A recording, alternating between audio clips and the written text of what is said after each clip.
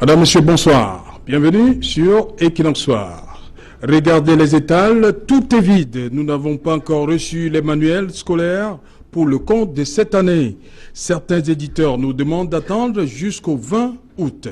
Et un autre parent d'ajouter, cette rentrée sera l'une des plus rudes et ne présage rien de bon. Le constat est donc clair, Madame, Monsieur.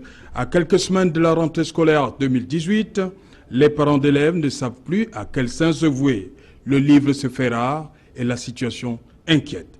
Les différents acteurs de la filière se rejettent les responsabilités. Que se passe-t-il? Où est passé le livre? C'est le fait du jour.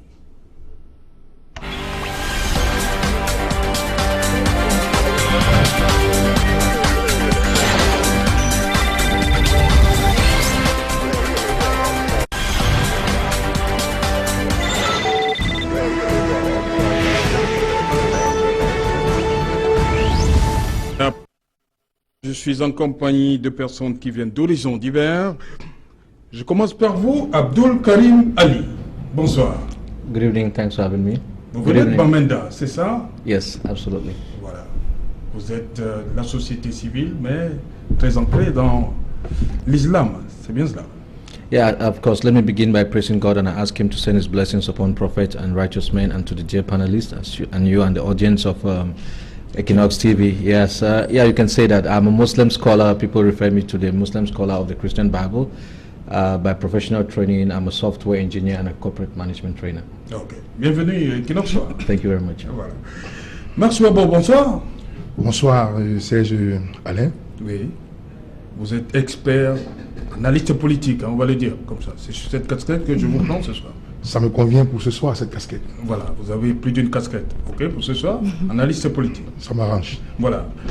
À côté de vous, Lucien Ouassi. Lucien Ouassi, bonsoir. Bonsoir, c'est Jalon. Journaliste. Journaliste au quotidien La Nouvelle Expression, bien entendu. Voilà, justement. Avec vous, je vais commencer. J'aimerais qu'on plante le décor. Que se passe-t-il exactement? Où est passé le livre? Pour faire simple. Alors, où est passé le livre? Ce qu'on va dire à nos téléspectateurs à la maison, c'est que les signaux étaient au rouge depuis le mois de juin, pour ce qui concerne la liste des livres scolaires, parce qu'on a attendu. Parce qu'il faut préciser qu'habituellement, on a la liste des livres au mois d'avril. Oui. Mais au mois de juin, on n'avait pas de livres. On a un groupe d'éditeurs qui ont soumis quand même un communiqué au Premier ministre pour indiquer qu'il y avait des difficultés à obtenir cette liste des livres. Alors, qu'est-ce qui s'est passé? Il s'est passé que ils avaient du mal à se décider sur le contenu des manuels pour l'année 2018-2019. Finalement, la liste est arrivée le 12 juin, oui. Mais ils ont continué à dire le 12 juin c'est tard, oui. Parce qu'il faut passer les commandes. Il faut expliquer également que les commandes des livres, on les produit pas au Cameroun, on les produit en Chine. On parle de la Chine et de l'Inde. Et de l'Inde, parce que le Cameroun, les imprimeries du Cameroun n'ont pas la capacité de produire en grande quantité. Ils ont dit, c'est vrai, la liste est là en juin, mais c'est pas possible qu'on ait les livres à temps. Alors nous sommes rendus à un mois de la rentrée sur le terrain, parce que comme vous l'avez dit, je suis journaliste, je suis allé sur le terrain, dans les librairies, il n'y a pas de livres, c'est pas possible, on demande d'attendre d'ici le 10 ou le 15 pour avoir les manuels. Et même, d'après ce que les libraires disent, le 10, le 15, c'est pas sûr qu'on aura le stock. Donc voilà la réalité aujourd'hui, qui était annoncée, il faut le dire, depuis le mois de juin, comme je le disais. Mr. Abdul Karim, yes, sir. C'est inquiétant quand même. Hein? À cette période-ci, on n'est pas encore de livres. Vous, en tant que parent, comment le parent peut se sentir en ce moment? Yeah, I'll say it's horrible, but we need to ask the questions and ask them very deeply. What would cause the demotivation of the editors? Is it just, as Madam explained, under the short notice, I had time to study the case a bit, and exactly what she explains is what is obtainable. But the bigger question is, what would demotivate them? Is it just the fact that we don't have the capacity to print here in Cameroon, we look for Indian and Chinese non, printing? On dit, tout est parti du fait qu'on n'a pas sorti la liste des manuels à temps. Yeah, so that's what il y a le temps pour un peu éditer les livres. All right, so I'm coming. So the curriculum developers, what stopped them? And the editors themselves, is it because of maybe the crisis that they think they don't have the right market? We need to be able to answer the root cause of such problems so that we can address them in the future. But it's very saddening for parents who want to send their children to school in a few weeks' time, and we don't have books in the market, and we don't have hope that we'll have them given the date limit that she cited. We pray that things could change. And I would say that it's not yet all buried. There's still hope. We've seen cases where people turned things around like this and had things of much more massive production yet achieved. That is if the government wants. Ok.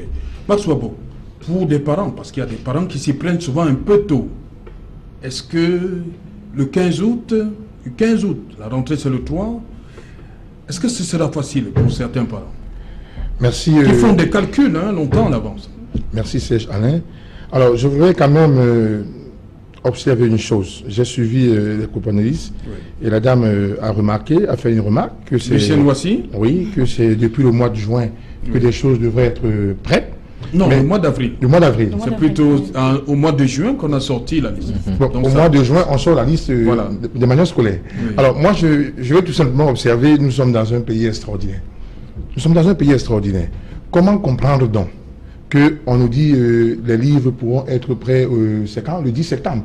C'est ça? Le 10 septembre. Non, le 15 août. Le 15 août. Alors, le 15 août, je ne vois pas la différence entre le 15 août et le 10 septembre. Alors, mais il faut comprendre une chose. Moi, je pense, et je le dis vraiment au risque de ne pas me tromper, que lorsqu'on a, le Premier ministre a sorti une circulaire et il a dit, il a été clairement dit dans cette circulaire que le livre est maintenant unique. Oui. Et le livre, maintenant, je crois que ça aurait maintenant une durée de validité de 6 ans. Alors, je peux aussi comprendre qu'une fois qu'on a dit c'est telle personne, c'est telle entreprise qui va éditer ce livre, je peux comprendre aussi que dans une certaine prudence, cet éditeur-là refuse d'éditer à temps, parce qu'on est dans un pays où la contrefaçon... Voilà, justement. C'est l'une des raisons qu'ils avancent. On est dans un pays où la contrefaçon est de mise. Oui. Du coup, le gars se dit, l'entreprise se dit, si je sors mes livres à temps, il y a de fortes chances qu'à un moment donné, l'entreprise n'entre même pas dans son coût de production. Alors, en ramenant ça à partir du 10 août, comme vous dites là, c'est pour minimiser l'écart. Ça veut dire que même si on sort le 10 août et qu'il y a des contrefaçons, il dit quand même, l'écart ne sera pas quand même aussi grand. C'est tout simplement parce que l'entreprise qui veut produire le livre met une technique de prudence là, parce qu'on connaît bien le propre des Camerounais dans la contrefaçon. Lucien, vous ne semblez pas convaincu. Non, cette approche d'éviter la contrefaçon ne vous satisfait pas? Oui, justement, je ne suis pas convaincu, mais pas entièrement d'accord, parce que, comme je le disais, j'ai travaillé sur le sujet, et il ressort clairement que la difficulté, c'est que les listes étaient là tard, parce qu'il faut préciser. Les commandes, on les fait en Chine et en Inde, parce qu'on n'a pas les imprimeries capables au Cameroun de faire un stock énorme de livres, donc de ravitailler tout le pays. On passe les commandes en Chine et en Inde. Et pour passer les commandes en Chine et en Inde et avoir ces livres à temps, il faut le faire également à temps. Dans les années faut au moins 4 mois. Dans les années antérieures, je l'ai dit, ça se faisait en avril.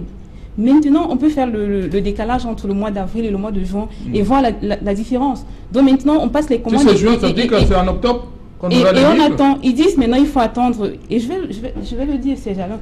Sur le terrain, qu'est-ce que les libraires disent? Ils disent clairement qu'on aura peut-être les livres du 10 au... Entre le 10 et le 15, mais on n'est pas sûr d'avoir le stock. Et on craint autre chose pour les parents, la surenchère. Parce qu'on le sait, plus les livres sont rares, plus ça devient cher, plus on en demande, ça devient cher, on monte les enchères, même si les prix sont homologués, parce que ça ne change rien.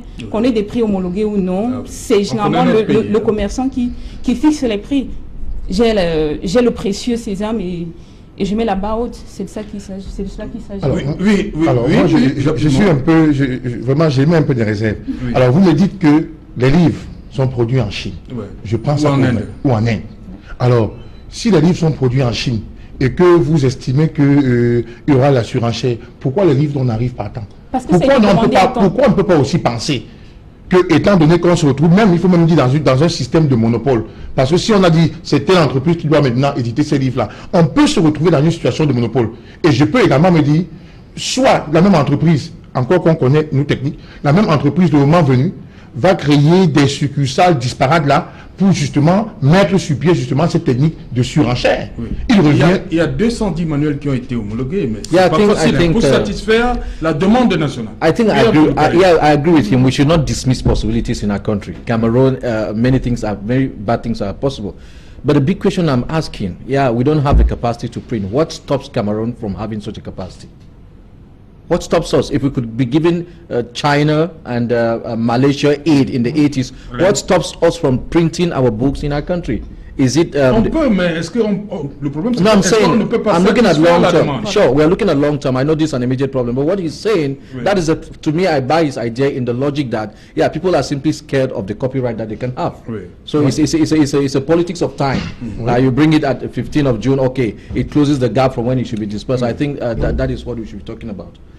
Madam, I'm not disagreeing with you. I understand you. You're looking at it literally, but technically and actually there are things behind the door. Voilà. Éviter la contrefaçon au maximum. Mais c'est le parent qui va trinquer. Yes. Bien sûr. Le parent qui souffre. Yes. Évidemment. Comme a dit Lucienne, les prix vont grimper.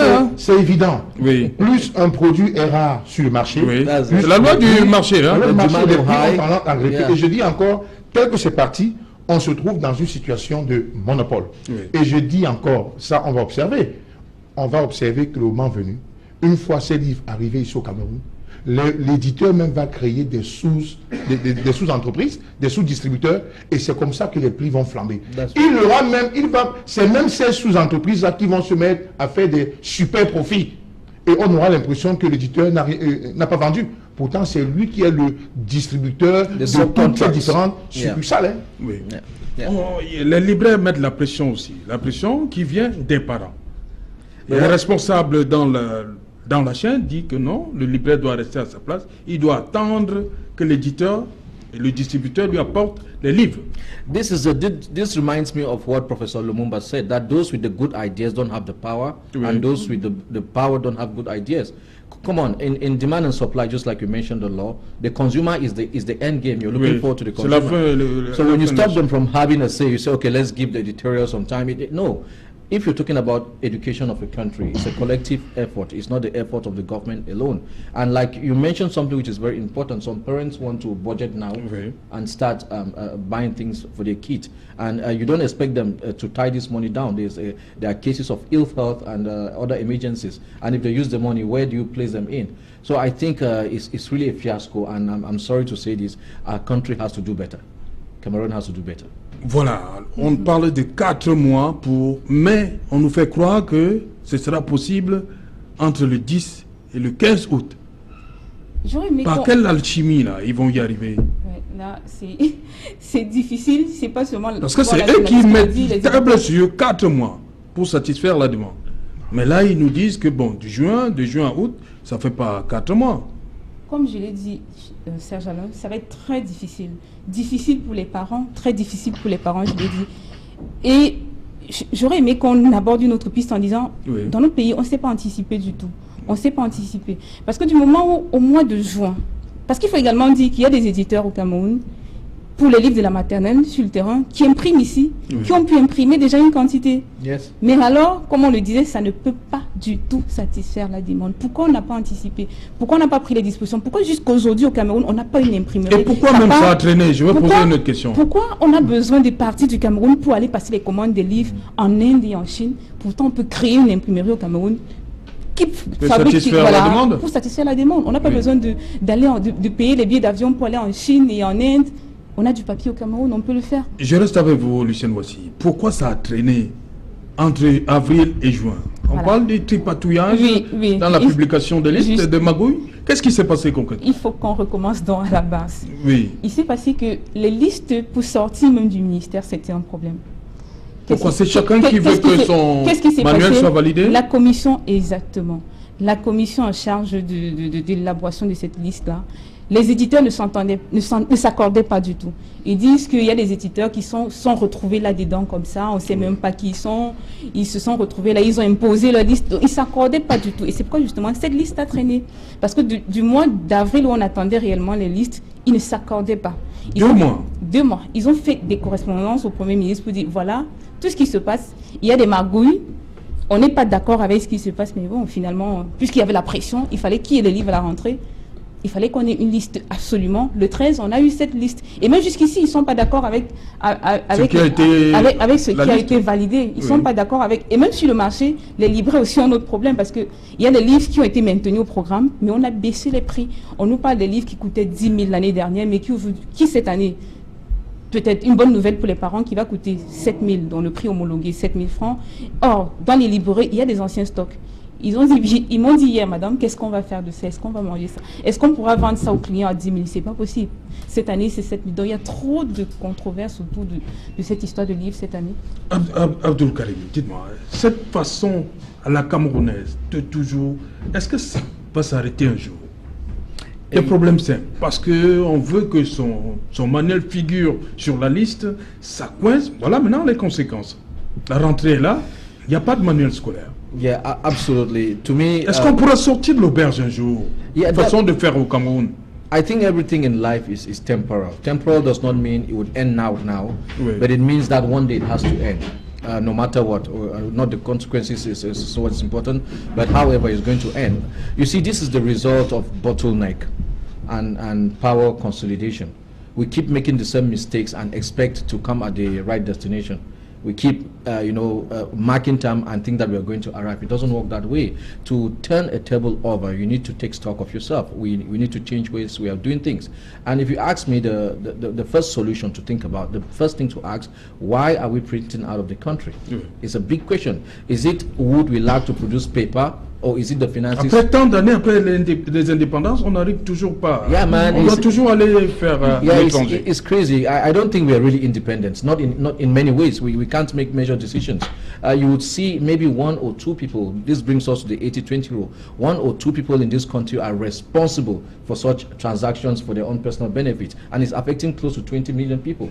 It's got to stop. And we say that it's about time. There are many people who have better ideas, and like I earlier said, they have the ideas, but they don't have the power. Those in power don't have the ideas. Oui, oui. Voilà, il nous a rejoint sur ce plateau. Lui, c'est Camille Nelé. Camille Nelé, bonsoir.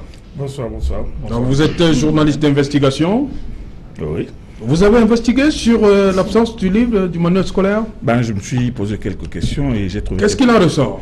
Il en ressort que c'est d'abord... la première raison, c'est une raison de gouvernance, de mauvaise gouvernance. Oui.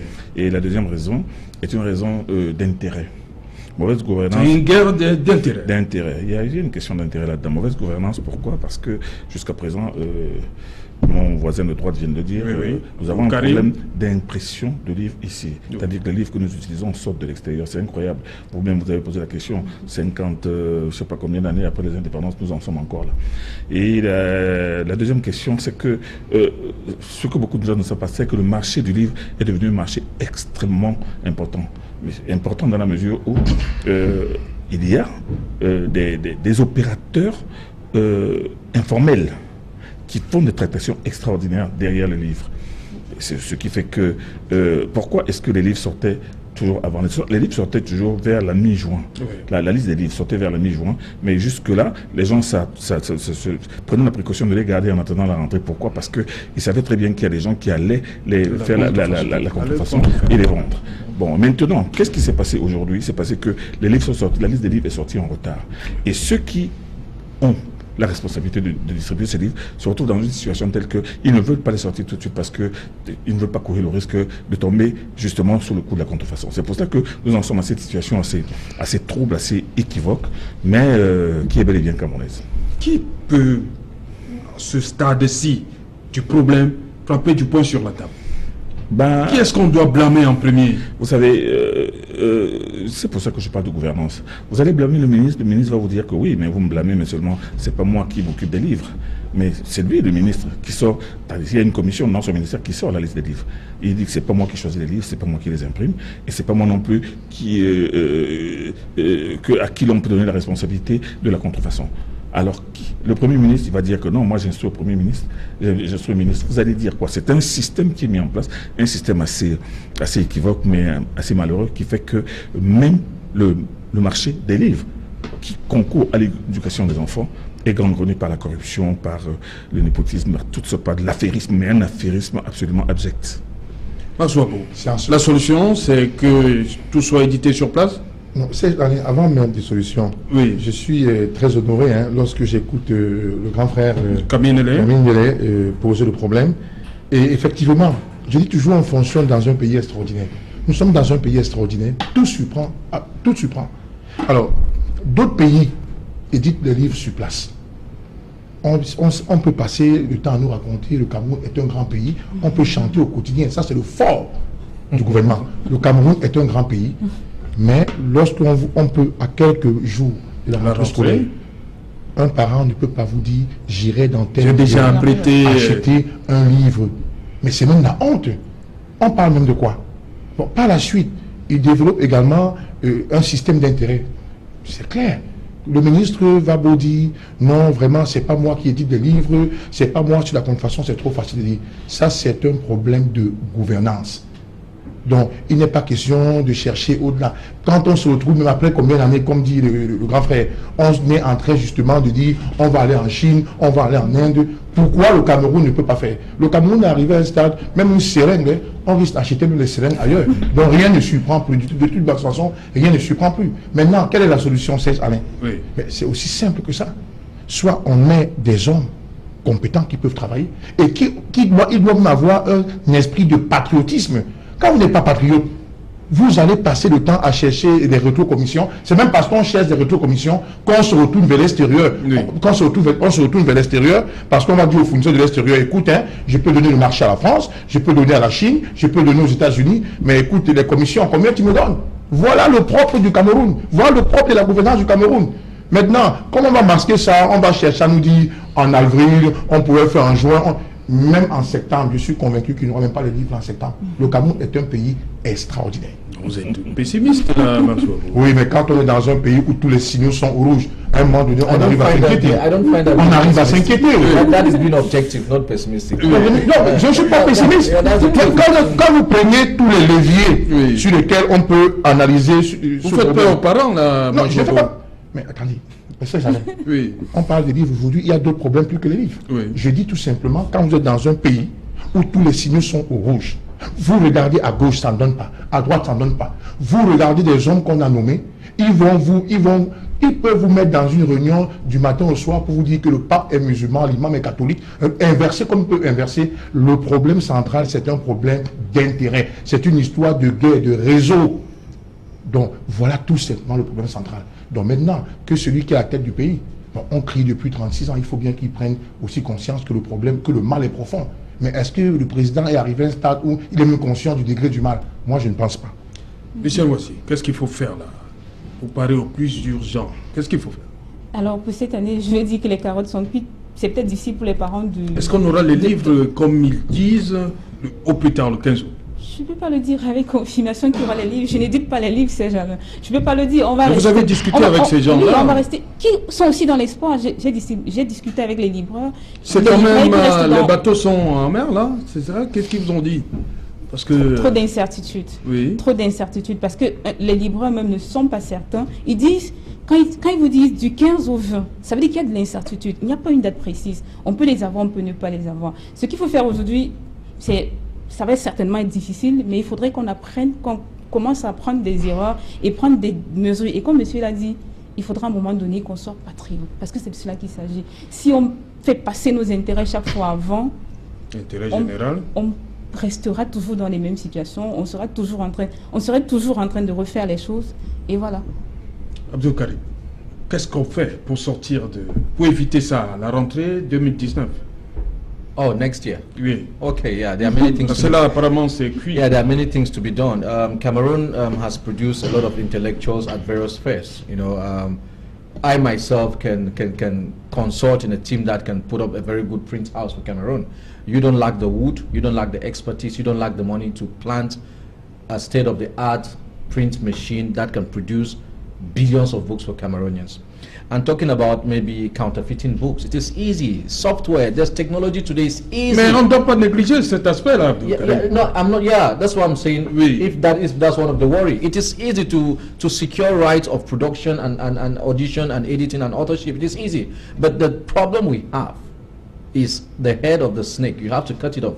The head of the country is that's where the problem is. It starts and ends there. You and I are not the problem. The managers of the affairs are the problem. And what we must not forget, because he spoke and you said he was pessimistic. No, if you don't look at the problem in the eye and say this is the problem, and I'm assuring you that these books, even if they come, will not have the right quantity for the entire country.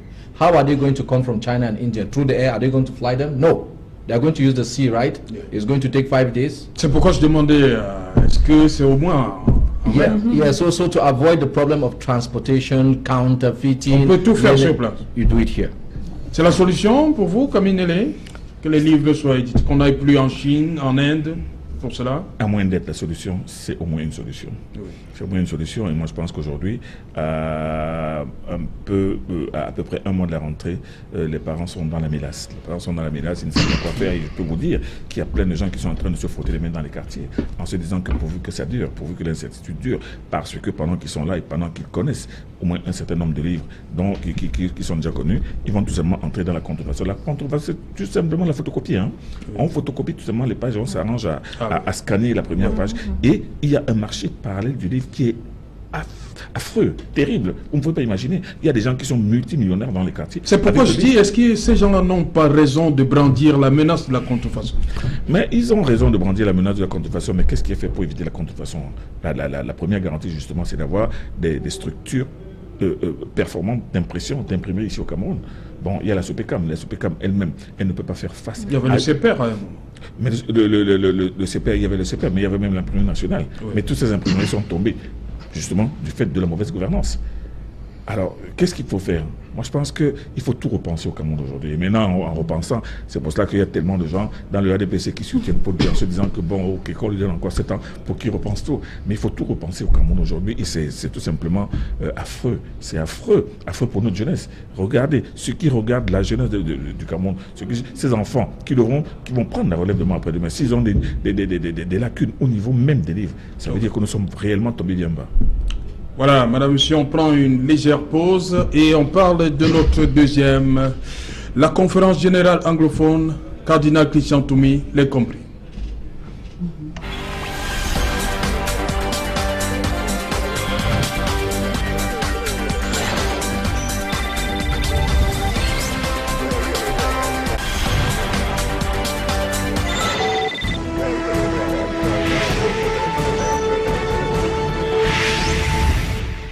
Conférence générale anglophone, Cardinal Toumi, l'incompris. Madame, monsieur, pourquoi cette levée de bouclier autour de l'initiative du Cardinal Toumi et des autres, je veux dire, l'imam de Buea, l'imam de la mosquée de Bamenda et le révérend Babila? Pourquoi les gens pensent qu'il y a autre chose derrière l'idée du Cardinal Toumi? Are you asking? All right, okay. Yeah, and this is a good question and a brilliant one. To begin with, I'd like to say the initiative taken by these men of God, especially Cardinal Toumi, is one that any Cameroonian should have respect for. Even if you're an atheist, you should have respect for such a papal authority. And of course, the imams and Pastor Babila is a brilliant initiative. But your question, why are there so many big question marks behind it in the negative? Depuis quelques jours, hein? Yes, absolutely. Because you know, in a period like this, timing is very necessary. When you do a thing and how you do it counts for many things. My personal opinion is the worry is that there are other people that were attached to Cardinal Toumi that appeared to be double standard. I wouldn't like to mention names here. So people think that it's not totally the initiative of Cardinal Toumi, but he has given an interview saying that, well, even if someone brought the idea to him and he took it, it's his idea. But the bigger problem is we've had AAC 1, 93 and AAC 2, 94. And certain resolutions came up which were never considered by the government of the country.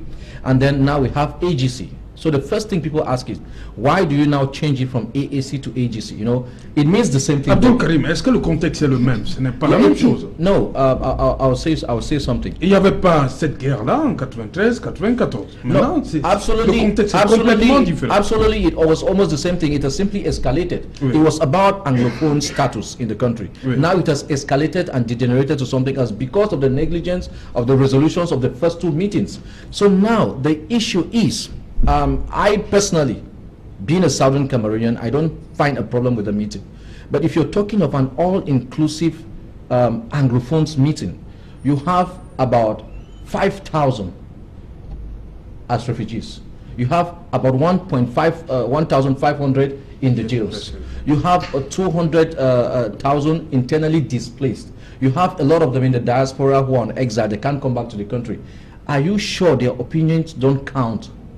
that's why we say Cardinal Toumi has a good initiative, but the government has to applaud such an initiative. And mais ça a été fait, le ministre Chiloma l'a apprécié. No, he did. Il a émis des réserves sur deux aspects. No, he made it even funny. He went in to draw lines in between Cardinal Toumi's statement, saying don't compare terrorists with... look, this is a very poor way of handling things in a crisis like this. The man has called this meeting. Whoever you're calling terrorist, the man doesn't call them terrorists. And it is out of context to start bringing a line to divide the two again. Simply assist them in having the meeting and let's get the result of the meeting. Okay. This AAC1 and AAC2 was not called by religious authorities. Now, religious authorities have come up to say, I'm calling you all, let's talk. If we have to go and talk to the government, let's have one voice. I think it's a laudable intent, and with all intent and purposes, but we have to look at certain things around it. For the meeting to be all-inclusive, there are many things that should be done, but not by Cardinal Toumi, but by the government, like I mentioned. Okay. And look, for crying out loud, we don't need to have an all-Anglophone conference amidst the militarization in Southern Cameroon now. It's heavily militarized. So I say the government has to reconsider its position on many things and give such a dialogue in between Anglophones a chance to thrive, and then we see where it goes from there. Max Wabo, pourquoi on l'a entendu ces derniers temps, des gens parlent de piège, c'est un piège, que le cardinal Toumi, c'est un bras de fer avec le pouvoir, fait le bras de fer avec le pouvoir, qui fait le jeu des partisans de la sécession. Pourquoi tant de caricatures? Donc, en réalité, il faut être franc. La polémique ne peut venir que du côté francophone. La polémique est propre aux francophones. Mais il y a aussi de l'autre côté où des gens sont contre l'initiative du cardinal Toumi. Oui, peut-être, on va dire, bon, mais moi je sais que s'il y a vraiment un fort pourcentage, c'est du côté francophone. Oui. Voilà un pays, il y a une crise dans une zone. On est déjà presque 2 ans, je crois. Oui, alors, bientôt 2 ans. Le gouvernement a mis ses chargés de mission qui pouvaient de temps en temps voyager pour Bamenda, voyager pour Boya ou bien pour Limbe aux frais du contribuable que nous sommes. Alors, pendant 2 ans, on n'a pas de solution. Plus les jours passent, la guerre prend des proportions. Et un monsieur respectable, comme le cardinal Toumi, vient pour dire, je vais jouer la médiation.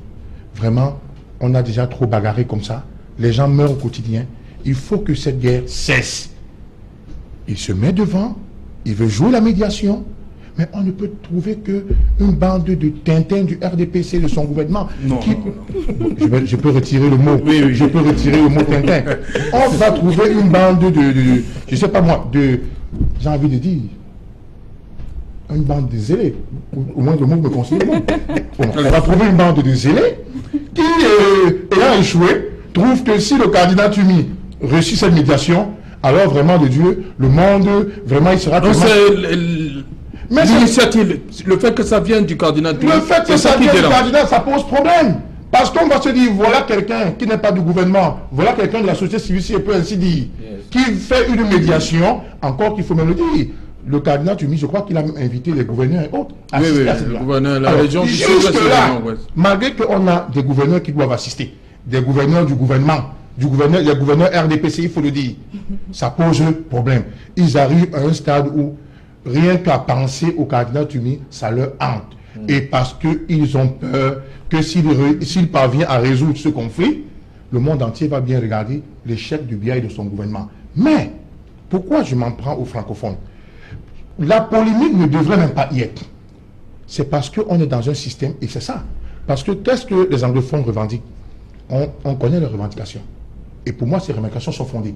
Je ne parle pas des théoristes. Je parle des anglophones. Mais je ne parle pas des théoristes. Alors, on sait ce qu'ils revendiquent. Mais si ça avait été du côté des francophones qui avaient une telle revendication, une telle grève, en 48 heures, la grève serait terminée. Vous savez pourquoi? La corruption, c'est le francophone. C'est la corruption. On va appeler quelqu'un derrière, lui dire voilà 10 000, voilà 20 000, il va venir vous chanter les louanges. C'est pourquoi la bande des corrompus des francophones que nous sommes, on trouve que le cardinal Toumi, dedans, il va résoudre le problème, il y aura la paix dans les zones anglophones, et le cardinal Toumi peut-être sera vénéré. Mais écoutez, à l'âge du cardinal Toumi, est-ce que le cardinal Toumi vous a dit un seul instant qu'il voulait être président de la République? C'est des gens qui ont peur de leur gagne-pain, qui veulent que la situation continue à pourrir. Parce que plus la situation pourrit, on ne contrôle rien. Et c'est comme ça que des gens se font du bon business. Sinon, qu'est-ce qu'on reproche? Qu'est-ce qu'on reproche aux anglophones? J'ai suivi le professeur Maurice Kamto. Hier, on dit, les francophones disent, qu'est-ce que les anglophones veulent? Mais moi, je retorque également, qu'est-ce que les francophones veulent? Les francophones n'ont rien compris. Si les francophones avaient compris ce problème, je dis, ce problème, il devrait se lever depuis et ce problème devrait être résolu. Mais le jour où cette grève touchera Douala et Yaoundé, vous allez voir comment ça va se résoudre. Mais comme on a l'habitude de considérer des anglophones comme des sous-hommes, d'accord? Pourtant, si on regarde, quand vous allez à Limbé, moi j'ai été plusieurs fois à Limbé, vous jetez votre nourriture à Limbé, vous prenez votre nourriture, vous mangez. Faites la même chose à Bouya. Regardez le Cameroun. Regardez Douala, regardez Yaoundé, une ville de poubelle. C'est pourquoi je suis partisan d'une chose. Pour gouverner ce pays, je voudrais même que ce soit un anglophone qui gouverne. Au moins, on va commencer par exorciser les francophones pour les amener à prendre conscience. Parce qu'on est arrivé, vous marchez en bordure de route, quelqu'un prend de la banane dans sa voiture, il balance là. Quand tu dis, mais c'est pas normal, tu veux changer quoi? Ça, c'est la mentalité africaine, la mentalité des francophones. Je pousse même au niveau du plan éducatif. Monsieur, moi j'ai ma fille qui est à l'école bilingue. Quand je suis allé plusieurs fois à l'école de ma fille, je ne fais pas publicité, Wafo, plusieurs fois dit au directeur d'anglais, je vous tire chapeau. Que vous, les Anglais, regardez comme les anglophones, regardez comment vous formez les gens. L'enfant est dressé, l'enfant est méthodique. Vous prenez le cours dispensé par un maître francophone, mais c'est de la cacophonie. Vous êtes même perdu. Du coup, vous posez la question, on va où? Vie professionnelle, équilibre de force, d'intelligence. Mettez un anglophone, mettez un francophone. Si tout est logique, si les deux ne sont pas pipés, parce que le francophone, c'est un tricheur. Si les deux ne sont pas pipés, vous trouverez difficilement un francophone qui passera avant un anglophone. Au moins parce que dès le bas âge, on leur inculque certaines valeurs. Mais nous, vous allez trouver des brigands ici à 50 ans qui n'ont reçu aucune éducation. Voilà le pays dans lequel nous vivons. Un tableau véritablement sombre du francophone. Avec vous, Lucien Ouassi, il y a un plan machiavélique qu'ont pensé certaines personnes. Le cardinal a un plan machiavélique. Dans ma posture de journaliste, je n'ai pas suffisamment d'éléments pour douter de la bonne foi des hommes d'église. Ça, je vais le dire. Et maintenant, aujourd'hui, on parle de la crise anglophone. Je pense qu'il est important aujourd'hui qu'on aborde plutôt les pistes de sortie. Et c'est une proposition de piste de sortie que le cardinal... L'initiative du cardinal. Voilà, propose. Pour moi, il était important de laisser faire. On parle de dialogue national, bien entendu. Il propose un dialogue, il ne propose pas autre chose. Et comme je l'ai dit, je n'ai pas suffisamment d'éléments pour douter du fait qu'il y ait un agenda caché. Mais le gouvernement relève deux conditions. Comme monsieur l'a dit... Oui, pour l'initiative, mais... C'est le deux points. Oui, j'ai suivi également c'est le feu et la libération J'ai suivi attentivement la sortie du ministre de la Communication qui disait qu'on ne peut pas demander à une armée régulière de déposer là les armes, oui. Ce qui est peut-être vrai parce que c'est difficile, mais je dis dans notre contexte, c'est devenu tellement difficile. Ça fait 2 ans que cette guerre dure. On ne peut pas aujourd'hui, à un moment donné, on va laisser les égos d'un côté et on va chercher à s'asseoir et à parler. Voilà une solution proposée aujourd'hui par les hommes d'église. Pourquoi ne pas essayer? Pourquoi avoir des prérequis avant sans toutefois essayer? À mon avis, on peut essayer, on peut tenter. Camille Nelège, je termine avec vous. Que cache cette levée de bouclier? L'initiative du cardinal Toumi. Cette levée de bouclier, c'est tout simplement de la fébrilité. La fébrilité des gens qui ont toujours estimé que Monseigneur, le cardinal Toumi, est un personnage iconoclaste qui a eu le cran de dire un jour à M. Biya d'aller se reposer parce que lui, à son âge, il s'est reposé et qu'ils sont de la même classe d'âge et qu'à cet âge-là, on n'a plus tellement d'énergie, mais on devrait plutôt se reposer et être comme une sorte de modèle pour les enfants. On estime que le cardinal Toumi, à plusieurs reprises, il a été un peu plus vite que les politiques dans ce pays depuis les années de Brest jusqu'à aujourd'hui. On estime que c'est une voix qui qui fait un peu mal aux oreilles, être grincer les grinçantes. Mais moi, je pense que le cardinal Toumi a été très très intelligent en ne personnalisant pas la voie de piste qu'il est en train d'ouvrir au niveau des catholiques seulement, parce qu'il a pris aussi les protestants et les musulmans, et maintenant, il a voulu associer à cette démarche tout un ensemble de personnes de la société civile et même de personnes qui sont nées dans le sud-ouest et dans le nord-ouest, ce qui est quelque chose de très très bien. Mais ce que l'on peut noter, c'est que le candidat Toumi ne donne pas une solution magique. Il dit que ce que nous voulons faire une réunion dans laquelle les anglophones vont se retrouver, du sud-ouest, du nord-ouest, parler. Désigner leurs représentants. Non seulement désigner leurs problèmes, se parler, faire le tour du problème, prendre les contours du problème. Et maintenant, après avoir fait le tour, et après nous être mis d'accord sur un certain nombre de propositions que nous pouvons emmener vers un grand dialogue national. Parce que de l'autre côté, le gouvernement a toujours dit on va dialoguer avec qui? C'est pour ça que lui, le candidat Toumi dit que nous dialoguons et ensuite maintenant, après cela, on va présenter les interlocuteurs. Un grand dialogue national, parce qu'avec tous les autres, c'est pas seulement un problème d'anglophones et pour les anglophones, mais c'est pour tout le Cameroun. Moi, c'est le départ. Bon, maintenant, quand on parle de prérequis, les deux conditions qu'il a posées, moi, je les trouve un peu puériles. Un peu puériles. On ne peut pas demander, par exemple, de démilitariser le sud-ouest et le nord-ouest. Pour laisser quoi? Vous avez dans le sud-ouest... Non, est-ce que c'est ce qu'il a dit? Il a demandé un cessez-le-feu. Mais de cessez-le-feu, vous allez demander de cessez-le-feu à qui? Ce n'est pas une armée face à une autre armée. C'est des bandes armées face à l'armée. C'est des bandes armées face aux populations. Vous allez les contrôler comment? Vous allez dire que, bon, écoutez, nous, les militaires, nous cessons le feu, vous aussi cessez le feu. Vous allez dire ce qui... Vous savez comment ces gens vivent dans les brousses? Voilà. Donc, moi, je pense qu'il est un peu utopiste et irréaliste de considérer qu'on peut dire cesser le feu comme si vous étiez dans une situation où il y avait une bataille entre deux armées. Non, c'est pas deux armées. C'est l'armée asymétrique là. C'est l'armée, oui, mais absolument asymétrique. C'est devenu une guerre civile aujourd'hui. La guerre civile est en train de prendre des proportions de plus en plus effrayantes. Bon, maintenant, où est-ce que vous avez vu l'armée abandonner tout un pays? Vous l'abandonnez à qui? Vous l'abandonnez. Abandonner, c'est retirer dans les casernes. Mais quand vous retirez dans les casernes, ça veut dire que vous n'assurez même plus l'ordre public. Vous n'assurez pas. Il y a la gendarmerie et la police qui sont chargés du maintien de l'ordre. Mais ça veut dire que c'est tout le monde, c'est pas seulement la gendarmerie et la police. On dit démilitariser. Démilitariser, les gendarmes sont des militaires aussi. Vous comprenez? Ça veut dire quoi? Est-ce que vous savez ce qui se passe? Est-ce que vous savez que même du côté de Fongotongo, vous arrivez après Fongotongo, vous allez trouver une barrière, on vous dit de payer avant de passer. Exactement comme vous voyez en Côte d'Ivoire il y a quelques années. Donc moi, pour revenir à l'idée du cadenas Toumi, moi je pense qu'elle est absolument admirable. Il faut l'accueillir, il faut la prendre, mais maintenant, il faut voir dans quelle mesure elle peut être un début de solution. Un début de solution, pourquoi? Ça fait 2 ans que cette crise dure, mais ça fait 2 ans qu'on parle de dialogue. Le président de la République, face au coup de feu, face aux assassinats, a lui créé la commission du bilinguisme et du multiculturalisme, comme si la guerre civile était une question de multiculturalisme et de bilinguisme. Moi, j'ai trouvé ça absolument... Non, c'est un début de solution, parce que Abdul Karim disait que parmi les résolutions de 93 et 94, il y avait ça. C'est un début de solution. La commission du bilinguisme a un rôle uniquement consultatif. Oui. On dit, vous descendez, vous parlez avec des gens, vous transmettez au chef de l'État. Voilà. On n'a pas dit que... Et maintenant, qu'est-ce que cette commission a fait? Elle a réussi des conciliabules. C'était pas des dialogues, des conciliabules. Elle allait rencontrer des groupes de gens, elle rencontre ici, et ensuite elle fait ses rapports qu'elle envoie pour le bien. Nous n'avons jamais su exactement avec qui cette commission a discuté. Et discuté de quoi? Bon, maintenant... Ça a été pour moi une mesure assez timorée, dans la mesure où face à la situation qui se dégrade chaque jour davantage, ce n'est pas une commission du bilinguisme qui va venir régler cela.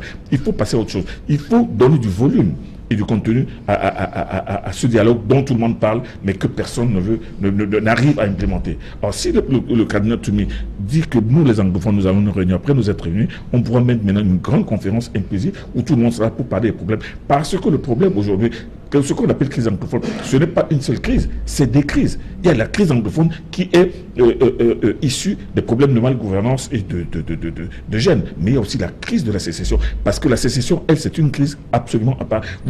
Vous avez face à vous des gens qui disent que nous voulons faire notre pays, c'est notre pays, vous restez avec votre pays, c'est notre pays. Vous allez discuter quoi avec eux? Ils vont vous donner quelles concessions? C'est ça, c'est à ce niveau que se pose le problème. Donc il y a la crise de la sécession qui est une crise absolument douloureuse et difficile à gérer, et maintenant la crise anglophone qui est un ensemble de frustrations et de règlements qui peuvent être faits. Or maintenant, les gens ont peur de quoi? Les gens ont certainement peur.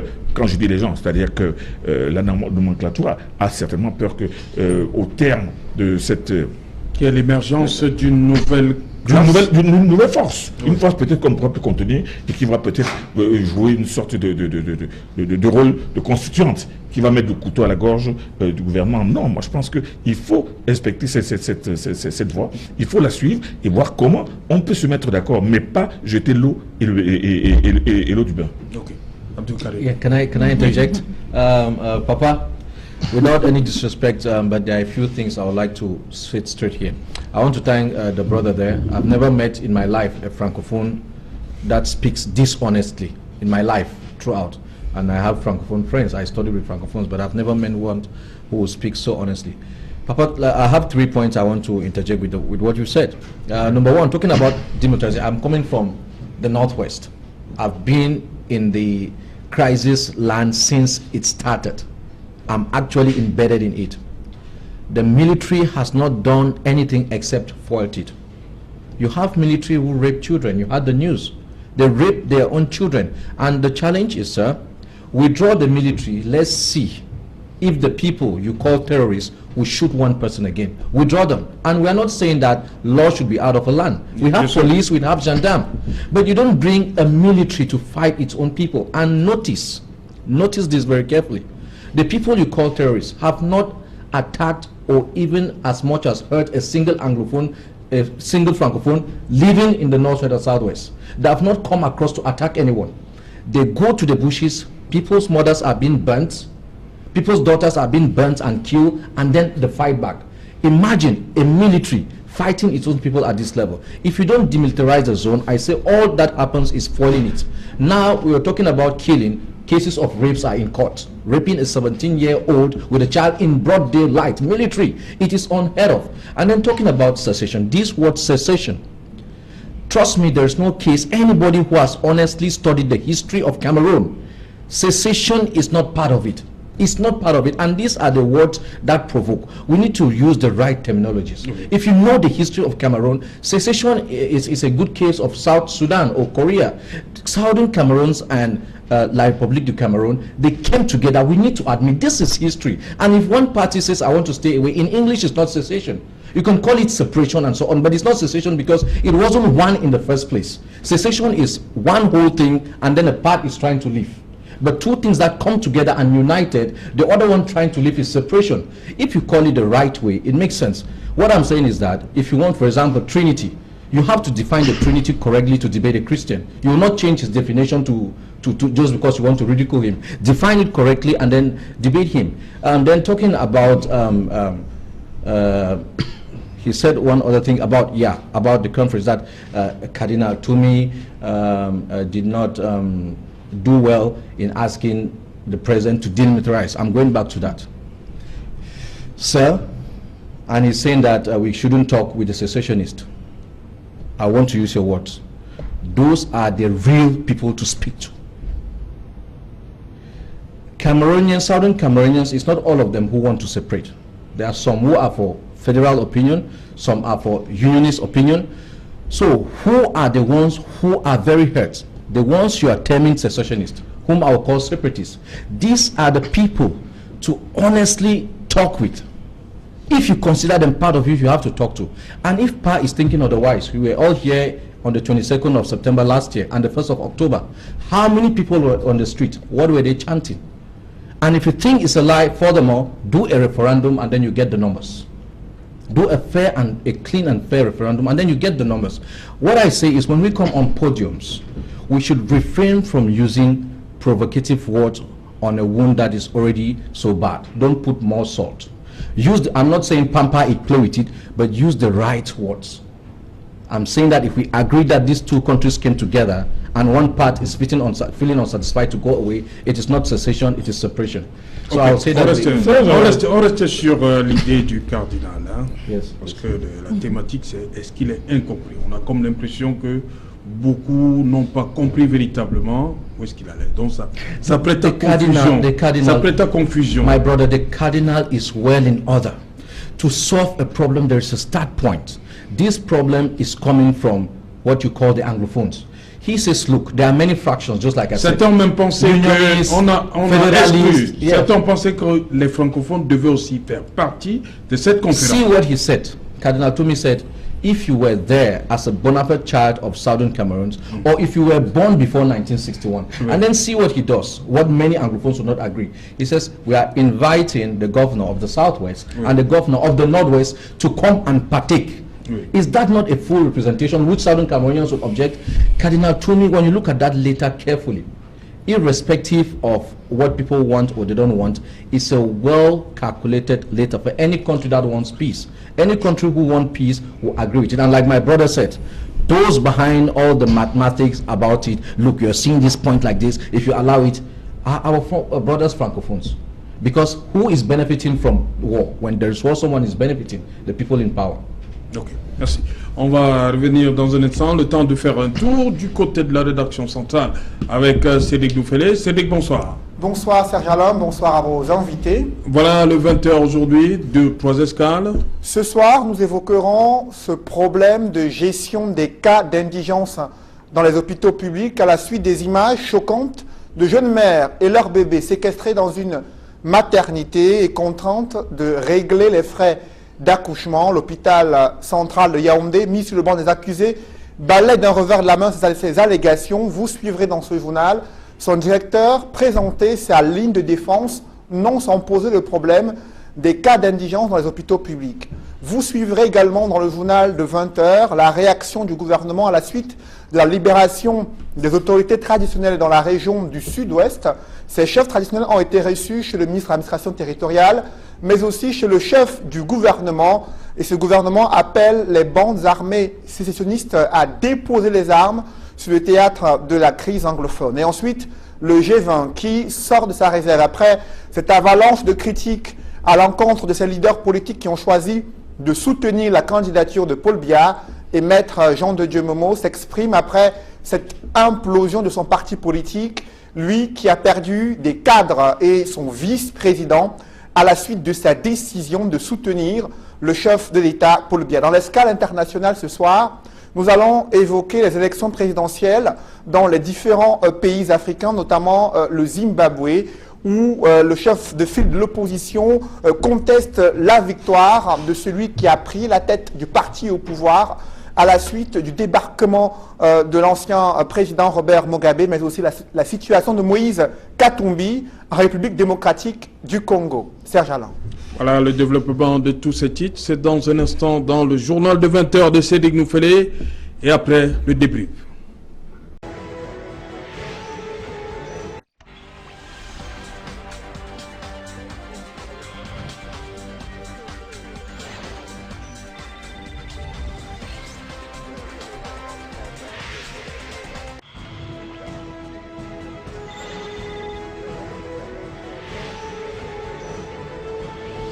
Retour sur le plateau Equinox Soir. Mars, dites-moi, des femmes incarcérées à l'hôpital central, vous avez regardé ce reportage et surtout les explications du directeur. Comment vous ressortez après avoir regardé ce reportage? Vous ressortez comment de ce reportage? Non, j'ai un sentiment de tristesse et la situation est pour moi une situation alarmante. Alors, vous voyez, on a des choses on voit des choses sur les réseaux sociaux, on essaie également de faire notre petite enquête et on trouve que les faits sont fondés. Mais comme je vous ai dit, nous sommes dans un pays où il y a un ensemble de zélés. Alors, le directeur de l'hôpital qui fait moi je vais appeler ça du one-man show, mais pour être plus poli, je vais appeler ça du sensationnel, ça. Alors, il vient vous dire, on n'a qu'un cas d'une dame, c'est un cas exceptionnel.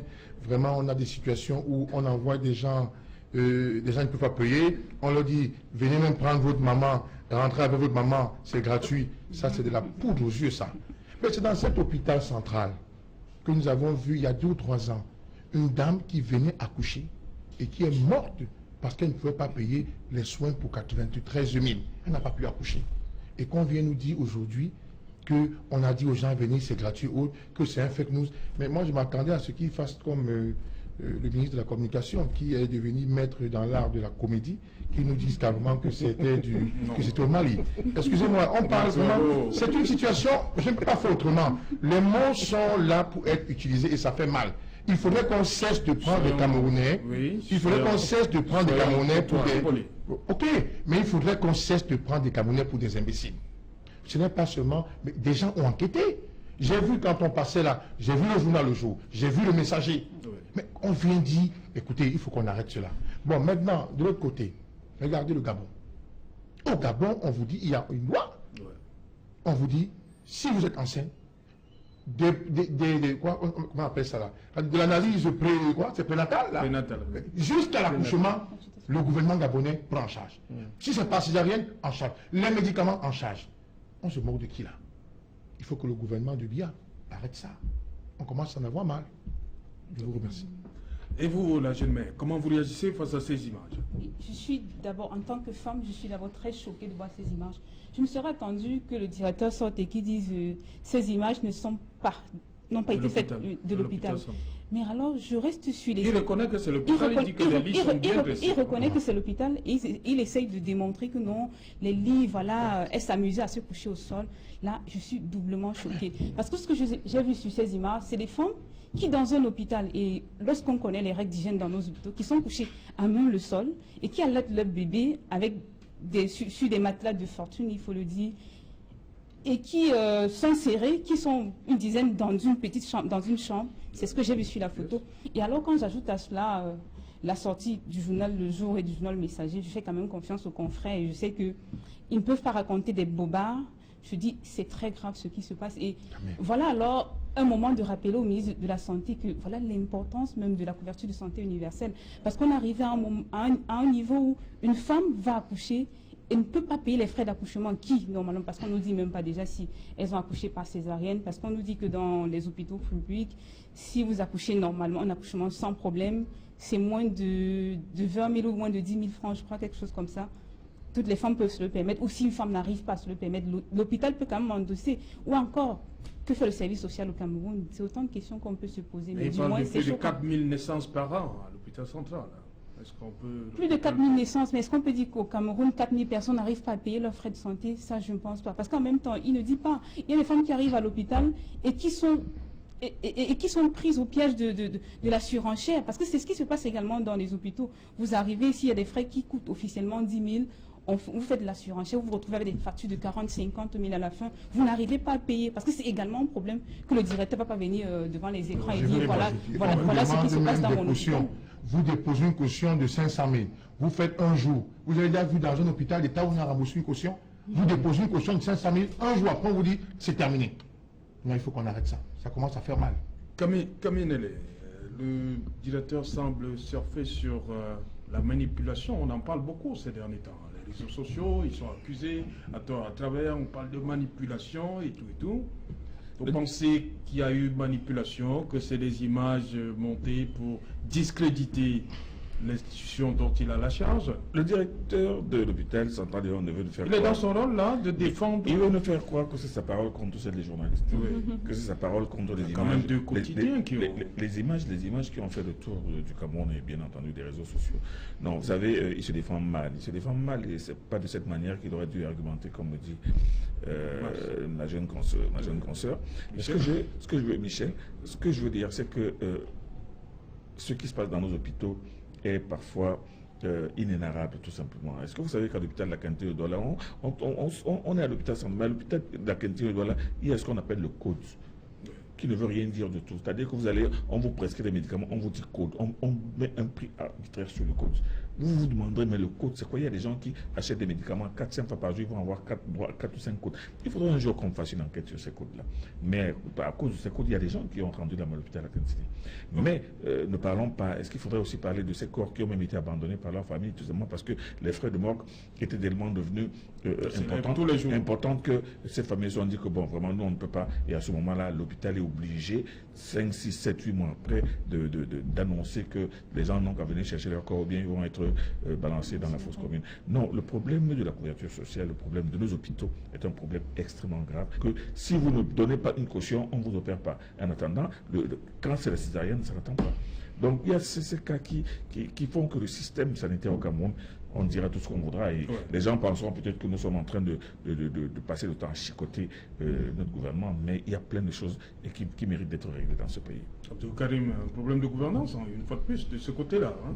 Yeah, absolutely. Cameroon is a failed state. You know, there are basic things that a good government does for its people. Actually, you talk of health, education, accommodation, and feeding. That is what a good government does. Mr. Mark just said in Gabon, from prenatal to birth is being taken care of by government. This is what occurs even in the Philippines. In the Philippines, once you're at the age of 45 to 50, when you go to the restaurant, your price is different. When you go to the hospital, your price is different. And then you find a director of a regional hospital coming to tell lies. That guy is telling lies. Ask one of the women and the child. They will give you the real story. He's telling lies. When you talk of prison, journalists have different words, different ways of using words. Maybe he thinks prison means you must go to Kondengi or to New Bell. When you keep people from their freedom, you say, don't go out of this place, you're in prison. And that is what he has probably done. What I'm saying is we have ministers here who collect taxpayers' money, buy vehicles and houses for young girls, go to France and America and Asia to enjoy holidays, and we have people dying at birth. It is appalling. It is the voice of skepticism that no one can agree. This is a horrible, and he's not ashamed to come and say that. Those women, he said how many thousand? We saw about... No, but we saw about, he showed us about 13. And they are owing how much? And those women could not have put to bed in that hospital without some advance, without some deposit. That guy is saying that he is saying that he cannot... On ne vous admet pas sans payer la caution. Yes, never, not in this country. You have to pay something. You have to pay something. So that director is saying that him as a father cannot take charge of those bills and deal with it later. He has to let it degenerate to this level. You know, Cameroonians have left the spirit of the law. They keep following the law by the letter. And you being Christians, you know that is exactly what Jesus Christ was teaching against. He was saying, stop following the law by the letter. Let it have some spirit behind it. Have some humanity. We have lost humanity. It comes down to, this is not bad management, this is evil management. Je reviens à vous, Kaminele. On a suivi le ministre à Tangandji, un ton assez ferme. Il s'adresse... Il recevait les chefs traditionnels qui ont été pendant 2 ans, 2 semaines, je veux le dire, pardon, en captivité.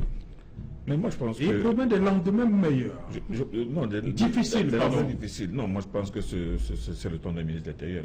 Un ministre de l'Intérieur n'a pas à être tendre, surtout en période de rébellion, en période de guerre civile. Parce que le Cameroun est en guerre civile. C'est-à-dire que nous ne mâchons pas les mots. Quand j'entends mon voisin dire tout à l'heure ce que vous appelez terroriste, ce que vous appelez séparatiste, non. Le ton ne doit pas être à l'apaisement. Non. Le ton ne peut pas être à l'apaisement. Le ton ne peut pas être un temps qui dit que vraiment, s'il vous plaît, déposez les armes. Non, ce n'est pas s'il vous plaît. Donc, je suis en train de dire que le problème est que la situation dans laquelle nous trouvons, parce que si lui, il avait un de ses enfants qui avait été égorgé parce qu'il est policier, qui avait été tué et dont on avait emporté le sexe, moi je pense qu'il ne parlerait pas comme ça. Nous avons face à l'État des personnes qui ont pris les armes pour aller contre l'État. Moi je pense que même s'ils avaient des revendications, au nom de ces revendications, personne n'a le droit de prendre des armes et doter des vies. Et moi je pense que le ministre de l'Intérieur est dans son rôle de dire que nous n'accepterons pas ça et aucun pays n'a jamais accepté ce genre d'action.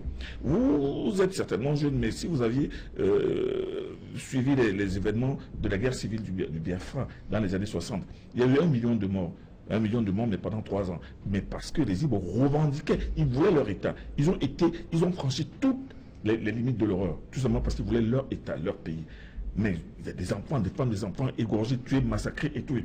Mais ce n'est pas parce qu'on veut, on veut sortir d'un pays et on sait au nom de quoi qu'on doit accepter, on doit dire que non, on n'a pas le droit de les appeler terroristes. Ce qu'ils font, c'est du terrorisme, c'est de la barbarie. C'est de la barbarie. Moi, je pense que le ministre de l'Intérieur, autant que le ministre de la Défense, n'a pas à faire de l'angélisme. La situation est tellement grave. Nous sommes en guerre. Nous, ici, nous sommes confortablement assis devant la télévision. Nous lisons dans les journaux, nous voyons des images sur Facebook. Mais allez dans le DDLM, allez dans la famille de ce sous-préfet qui a été enlevé le 11 février, tout simplement parce qu'il était en train de vouloir organiser la fête de la jeunesse et dont on n'a jamais retrouvé le corps. Vous dites que c'est les militaires qui l'ont tué? C'est les militaires qui égorgent les policiers? Non, moi je pense qu'il faut prendre les choses dans leur réelle mesure. Être froid, nous dire que l'État du Cameroun est agressé par des gens. Quand le ministre dit déposez, nous vous invitons à déposer les armes. il est en train de s'adresser à des groupes sans visage. Mais de même que moi, je dis que je suis d'accord avec lui, de même, moi je pense qu'on ne peut pas nous dire que nous devons accepter le fait que on doit maintenir, on doit relaxer tout ce qui a été arrêté dans le cadre de la crise de fraude. La première vague des personnes qui ont été arrêtées et relaxées, moi j'étais d'accord, mais moi je m'attendais à ce qu'on les relaxe tous. Ça aurait permis de décrisper la situation. On ne l'a pas fait. Je n'ai jamais compris pourquoi on a laissé les Bibi Simancho et tous les autres en prison. Mais autant, moi j'ai été, je n'ai pas été d'accord qu'on ne les remette pas en prison. Je n'ai pas apprécié qu'ils soient maintenus en prison. Autant j'estime que Sissoko Ayokele mérite d'abord qu'on comprenne les motivations de son mouvement. On ne peut pas le laisser le remettre en liberté aujourd'hui par perte et profit en estimant que non, c'est pour la décrispation. Il faut comprendre pourquoi. Parce qu'on l'a vu dans les réseaux sociaux, parler aux gens, adopter un ton haineux, montrer que tous les attributs de son pays. On a vu que voilà quelqu'un qui est allé en guerre contre un État. Donc moi je pense qu'on ne va pas dire que bon, pour décrisper, on va. Vous êtes sûr que si on le relaxe aujourd'hui, il peut parler à ces multiples bandes armées, il peut leur dire baisser les armes. Non, la situation, moi je pense, impose un ton ferme, impose une certaine fermeté de l'État. Pas de la faiblesse, l'État n'a pas le droit d'être faible. Oui, Lucien Ouassi, sur le ton du ministre Tangandji. Alors, je vais dire comme le grand frère, le ministre est dans son rôle, mais sauf que je l'ai trouvé assez dur quand même. Parce que quand on se souvient, quand cette crise a commencé il y a cela 2 ans, c'était le même ton. Ouais. C'était le même ton. Mais il n'était pas encore aux affaires, pas forcément de lui. Pas forcément de lui. Quand je dis c'était le même ton, c'était le même ton de l'administration. Parce qu'on a vu un mouvement des avocats qui sont descendus dans la rue, qui ont été chiffonnés, qui ont été tapés des toges arrachés. On a vu des étudiants à l'université de Boya traîner dans la boue. Et je pense que c'est cette situation qui a contribué à envenimer ce qui se passe aujourd'hui. On en est où avec la violence? Je pense qu'on est à l'heure de l'apaisement. On n'est pas à l'heure, c'est vrai, c'est un ministre, il doit avoir un tendu, comme Déné dit. Mais aujourd'hui, il n'est pas question d'avoir un tendu ou de ne pas avoir. Ces sécessionnistes, ce sont des Camerounais. Ce sont des Camerounais qui ont pris des armes. Et quand dans un pays, il y a des enfants du même pays qui prennent des armes contre leurs frères, ça veut dire qu'il y a un problème. Il y a quelque chose qui ne va pas. Parce que même si vous êtes un père à la maison, vous avez un enfant qui se rebelle, et que vous frappez la main sur la table, vous prenez la chicotte et l'enfant ne se redresse pas, ça veut dire qu'il y a un problème, ça veut dire qu'il faut changer la démarche. Et je pense qu'aujourd'hui, il est important de changer la démarche. Utiliser la guerre, utiliser la force, ça ne va pas résoudre le problème. On a commencé par la force, ça fait 2 ans, la situation s'est compliquée. Il ne faudrait pas qu'on oublie qu'il y a quelques semaines, le ministre chargé de la Défense a failli laisser sa peau dans le sud-ouest. Il a failli laisser sa peau. Il avait dans ses trousses près de 6 généraux. C'est une situation assez grave. Voilà, c'était assez grave pour comprendre qu'aujourd'hui, il faut changer de stratégie. Il faut vraiment revoir ce qu'il y a à faire pour mettre fin à cette crise. C'est en ce sens que la démarche de Monseigneur Toumi, du cardinal Toumi, est absolument nécessaire. Et on doit explorer cette voie. C'est-à-dire amener les gens à se regarder, à circonscrire le problème et maintenant à trouver une solution globale. Et non plus à rester dans des tranchées. En réalité, le temps devrait être un ton pas discutoire, non plus impérieux, mais ça doit être un ton à l'apaisement. Parce que vous voyez, lorsque le ministre parle d'un ton ferme, je pense que c'est toujours une autre forme de déclaration de guerre. C'est-à-dire que ceux qui sont de l'autre côté se disent, ok, il a parlé avec un ton coriace pour dire vraiment, on va aller en guerre. Ok, les gars vont se placer aussi. Ils se braquent aussi. Ils se braquent aussi. Ils sont déjà braqués depuis longtemps. Que le ministre reconnaisse qu'avant qu'il ne soit ministre de l'administration territoriale, il était l'une des premières personnes à dire qu'il n'y avait pas un problème anglophone. Non, lui, il incarne un échec. Du coup, il faut qu'on laisse la place au cardinal Toumi, qu'il fasse le travail et qu'on ait le résultat de ce travail. Okay. Yeah, my dear, thank you very much. The wise person learns from his mistakes, but the wiser person learns from the mistake of others, because you don't have all the time to make your own mistakes. You know, after 9/11, America thought going to Afghanistan to start a war was going to solve their problem. They spent $4 trillion in 14 years. Until today, what do we have? ISIL, Boko Haram, all springing from that. Before 2004, before 2002. Yeah, I mean in Afghanistan. No, I'm talking about Al Qaeda. What gave birth to ISIL? What gave birth to Boko Haram? It's all those things. Before 2002, there hasn't been a single suicide bombing, someone putting bombs to go and kill people in Afghanistan. Soon as America invaded that country, there has been 1,900 suicide bombing, killing over 20,000 people. War does not help anything, at least when it comes to fighting terrorists. War does not help. I would just like, give me 2 minutes, let me brief us. How he's saying who are the one killing soldiers. I'm not, as a Muslim, I don't promote violence. Killing of innocent lives is totally against Islam, chapter 5 verse 32. But who started killing? She just touched something. And I just want to we want to solve it, so but we are in the light of solving, but it's good so that we have the proper education. He just said Mr. Atanganji denied the problem. His denial of the problem when the lawyers marched, he came back to Bamenda on the 8th of December and decided to march that there was no problem. The first person died, Akum Julius. On the 22nd of September, nobody had touched a police. About 200 Southern Cameroonians were registered dead. On the 1st of October, about 400 before the first Southern Cameroonian attacked the police. If we don't put it in context, when you keep skipping all this part, pretending as if the government is all in order, come on, I work my money, pay the taxes, we buy you guns, we buy you uniform, and then you kill my sister, you kill my mother, you rape children. She said the cases of Boya. We need to address it squarely. And like they said, that tongue is not the right tongue. If people can resist you for 2 years, they can resist you for 10 years. You have to be soft. You have to be soft. You have to have finesse in your language. You need to be better than what you are. Look at what Obama did, and look at what Bush did. Obama has achieved more in terms of peace than Bush because he was softer in speech. You have to be softer in speech, tactical in your brain. You don't just, okay, they brought the chiefs to you, and now you're saying, are you the one who brought the chiefs? Did the chiefs escape? They were released. The chiefs did not run from captivity. They were released. Ça me permet de poser la question. Vous pensez que quel est le message qu'il a fait passer au chef? Sorry? Le message. Oui. Nothing. He simply wants to give them some money. Mais il est évident quand vous regardez ces chefs traditionnels, vous comprenez que... Plus sérieusement, ils ont une mission quand ils vont partir au sortir du bureau de... Of course, let me add one thing. Yeah, he will try to ask them where were you and so on, and most importantly give them money. But when you look at them, come on, look, this country is a movie. There's a movie in Nigeria called Wasted Years. Cameroon is such a movie, Wasted Years. Oui, Camille. Non, écoutez, moi... Est-ce qu'ils ont une mission après? Non, je pense qu'il ne faut pas analyser cette situation de manière triviale, comme ça se fait. Nous sommes d'abord devant un drame. Voilà des chefs traditionnels qui ont été enlevés par les inconnus. Pendant 2 semaines. Qui les ont séquestrés pendant 2 semaines. Vous avez vu d'où il y a des séquelles. Ça veut dire qu'ils n'étaient pas dans un confort 4 étoiles. Et vous allez dire on doit applaudir à cela, on doit regarder cela, parce que vous allez vous dire que qui a commencé, et moi aussi je continue. Non, moi je pense que nous sommes arrivés dans une situation telle que l'autorité de l'État est bafouée, la morale est bafouée. Les gens arrivent, vous séquestrent, vous amènent, et maintenant vous lâchez quand ils veulent. Non, il n'y a plus d'ordre. L'État est en train de perdre toute son autorité. Moi je pense que dans une situation comme celle-là, il était tout à fait normal que ces personnes qui ont été libérés, on ne sait toujours pas dans quelles conditions, on ne sait pas si les rançons ont été payées, on ne sait pas si c'est une action de l'armée ou si ça a été délibérément du fait de ceux qui les ont enlevés, parce que ça aussi, il faudra qu'on arrive à comprendre cette situation. Mais maintenant, ils sont arrivés, on les a vus. Est-ce que vous voulez dire qu'ils n'ont jamais été séquestrés, enlevés?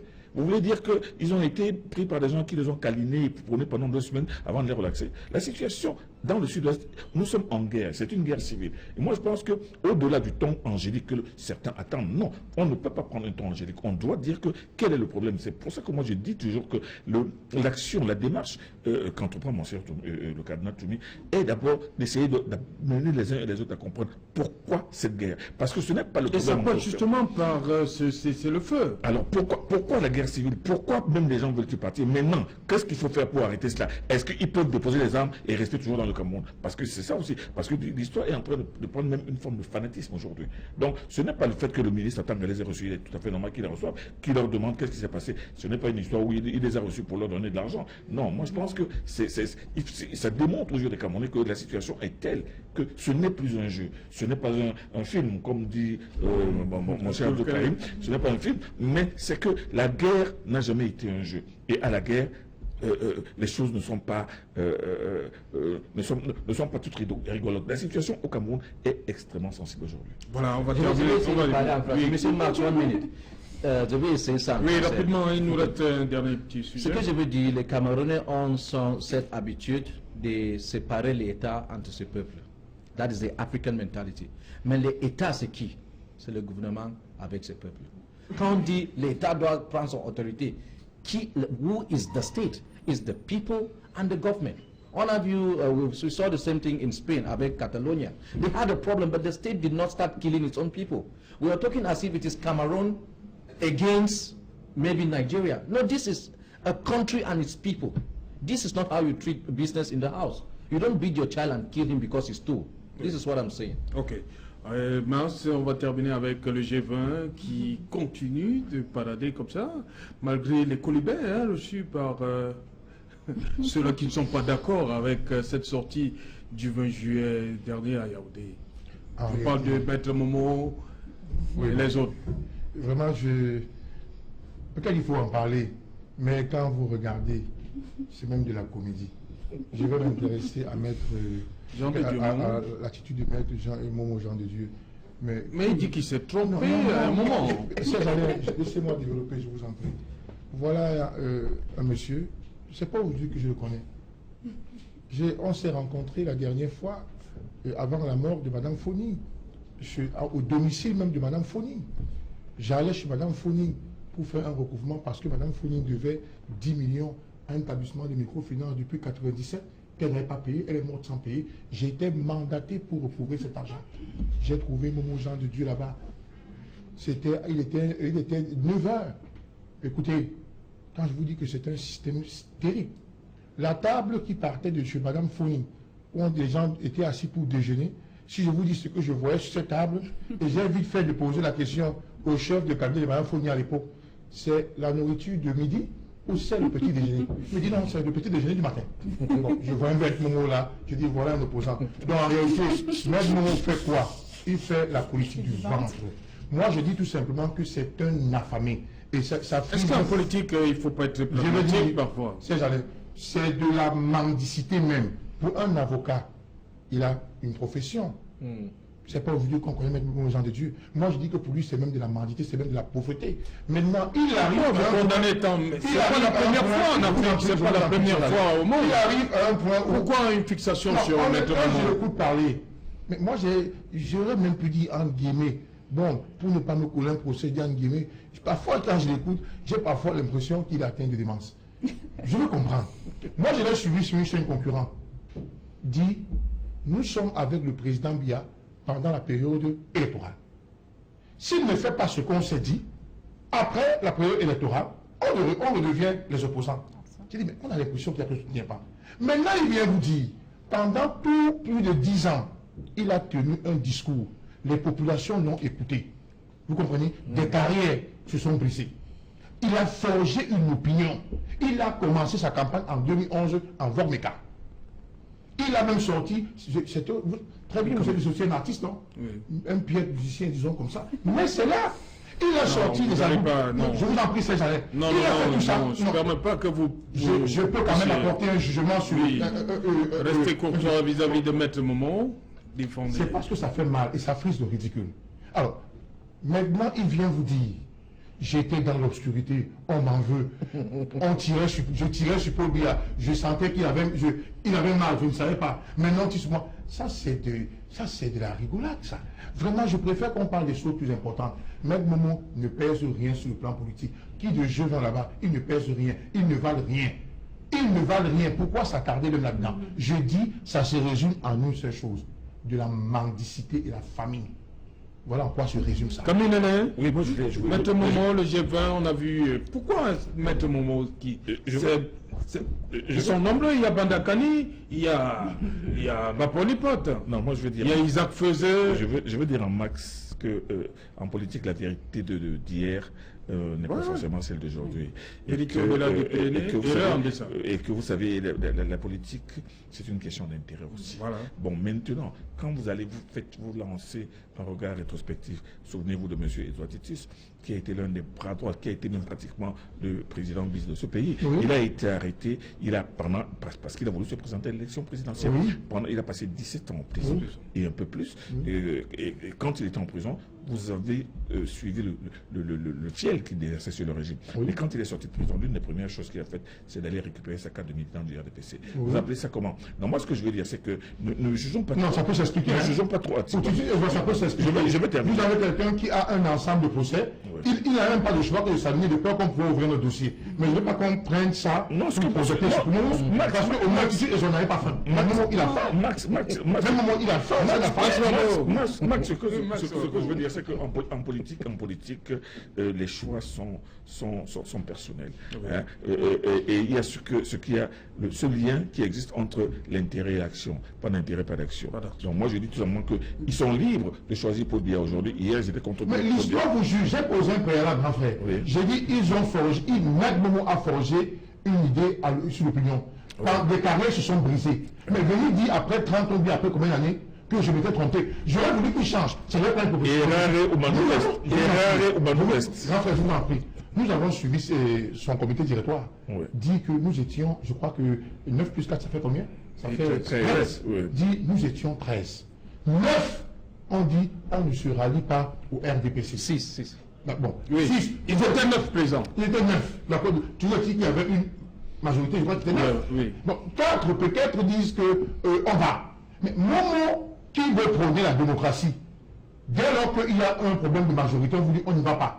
D'accord? Il est allé seul. Les gens sont restés à attendre, viens nous donner dans le bien fondé. Est-ce que sa voix n'est pas prépondérante? C'est quoi? C'est son foyer qui dirige. Vous pensez qu'il peut se faire son parti?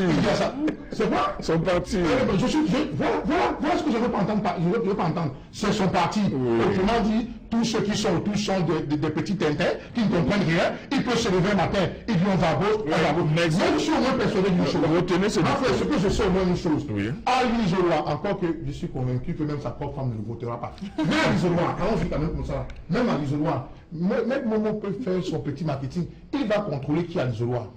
Vraiment, c'est de la comédie. Maître Momo a dit que il y a un dicton qui dit l'erreur est humaine, mais persister dans l'erreur est diabolique. Donc lui, il avec son nouveau costume. Il a dit qu'il s'est trompé pendant longtemps, mais accepté qu'il estime qu'il ne peut pas continuer à se tromper. C'est tout. Moi, je pense que. Aussi qu'il a le grand frère dit aussi qu'il a le droit de dire que j'étais opposant.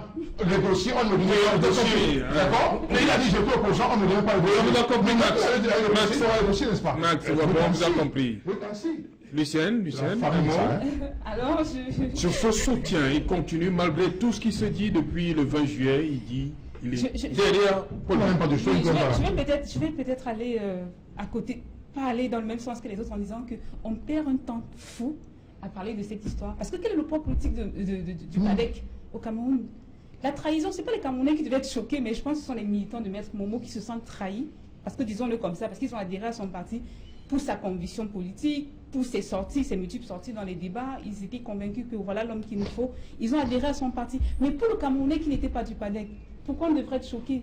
Il est libre de choisir ce qu'il veut, mais il a des comptes à rendre à ses militants. C'est ce que je pense de toutes les façons. Madame, et je dis... Momo ne se limite pas à son parti politique. C'est un homme politique, il peut changer. Il est devenu un homme public du moment où il a opté de faire la politique, madame. Il peut changer quand il doit tenir un langage cohérent. Il peut changer quand il veut, et je dis et je maintiens, c'est une perte de temps. On est à quelques temps des élections présidentielles, et on s'embarque dans une histoire de PADEC, de Maître Momo. Pourtant, il y a mieux à faire. Oui, rapidement, on va terminer avec vous, Abdul Karim. Ali?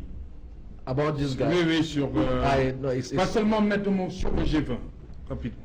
Well, maybe the president of France already invited President... Ça a été un plaisir. Voilà. Merci, Lucien, voici. Merci Serge, c'était un plaisir également. Voilà. Merci à vous, Camille Nélé. C'était un délice. J'espère que vous penserez à m'inviter un peu plus souvent, parce que c'est intéressant de faire le débrief de l'actualité et surtout celle du jour, parce que ce qui s'est passé aujourd'hui, demain matin, les gens auront peut-être eu le temps de... Oui, c'est important. Oui. Cette nouvelle émission d'Equinox est une émission absolument passionnante. Okay. Et vous, Abdul Karim Ali, qui vient de Bamenda? Thank you very much. I'm so elated to have shared the panel with lady and this fine gentleman. I'm so happy. I've learned a lot, and I hope that. Vous avez dit que c'est la première fois que vous écoutez ça d'un francophone quand Max Webber. No. He's. Il est exceptionnel, le francophone. Yes, he's extremely. No, he's extremely honest. Okay. Because he's, francophones, when this crisis started, they took it like it is francophone, anglophone issue. They always want to defend, but you see him, he's right there in between sharp edges, but he's speaking the truth. Non, il n'est pas le seul. Hein. Il y a beaucoup qui pensent comme like you. Voilà, monsieur, merci. C'était Equinox Soir. Rediffusion 23h GMT et minuit en top. Bonsoir.